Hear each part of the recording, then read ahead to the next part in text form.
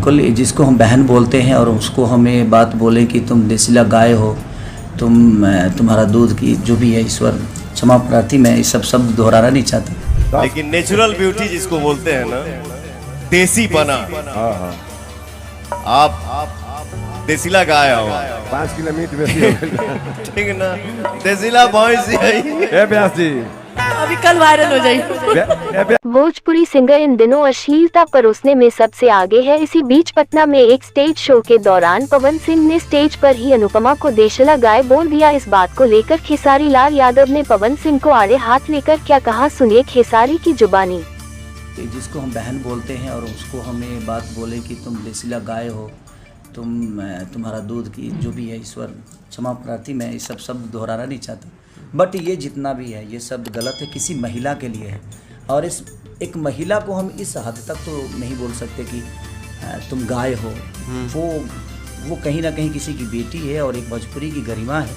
और हम जिसको बहन बोलते हैं, उस बहन को, अब उनकी मानसिकता क्या है उनके लिए मुझे पता नहीं है, लेकिन मैं भी जहाँ भी सुना हूँ, हमेशा उन्होंने उनका नाम लेकर भैया ही बोला है। मुझे भी वो भैया ही बोलती हैं और मैं भी उसको कारे मुटकी बोलता हूँ। कारे मुटकी एक होता है ना, हाँ भैया बोली ना भैया, हाँ भैया का गाना गा दी, अब बेटा ये गा दो, जल्दी से गा के भेज दो बेटा। और हमेशा वो एक बहन की तरह है भी, नो डाउट। वो बड़ी प्यारी बच्ची है और वो स्टेज की किंग है। वो जब गाती है स्टेज पे तो मैं उसको इंजॉय करता हूँ, क्योंकि वो मेरा गाना बहुत ज़्यादा गाती है। मुझे लगता है कि ये आवाज़ हमारे उठाने से ज़्यादा उस आदमी को उठाना चाहिए जिसके बारे में उन्होंने बोला। अगर आप आवाज़ नहीं उठा रहे हो तो फिर दुनिया क्यों उठाएगी? कोई आपको मार रहा है बाबा और आपको मज़ा आ रहा है, तो फिर सामने वाले को कैसे समझ में आएगा कि भाई ये गलत बोला है कि सही बोला है?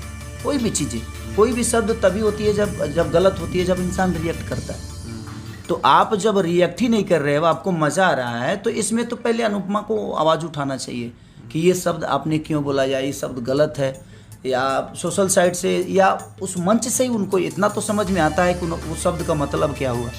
तो ये तो रिएक्ट उनको करना चाहिए। अगर उनको इस बात से रिएक्शन नहीं है और उनको दुख नहीं है, तो हमारे दुख जताने से क्या होगा बाबा बताइए? लोग तो फालतू में यही कहेंगे ना कि खेसारी जानबूझ के कंट्रोवर्सी करना चाहते हैं। अच्छा, कोई भी आर्टिस्ट अगर इस बात को बोलेगा तो उनको दिमाग में होगा कि भाई मुझे दुख नहीं है इस बात का। कल चल के अगर वही आके बोल गई कि नहीं, मुझे उन्होंने जो भी बोला बेहतर बोला, तो फिर वो गलत हो जाएगा ना, तो अगला गलत हो जाएगा। तो अगर आपको कोई गलत बोल रहा है तो रिएक्ट तो आप ही को करना होगा ना, सामने का पटीदार थोड़ी करेगा आके। आप जब रिएक्ट करोगे तब आपके पीछे खड़ा होगा वो, आपका लाठी बनेगा।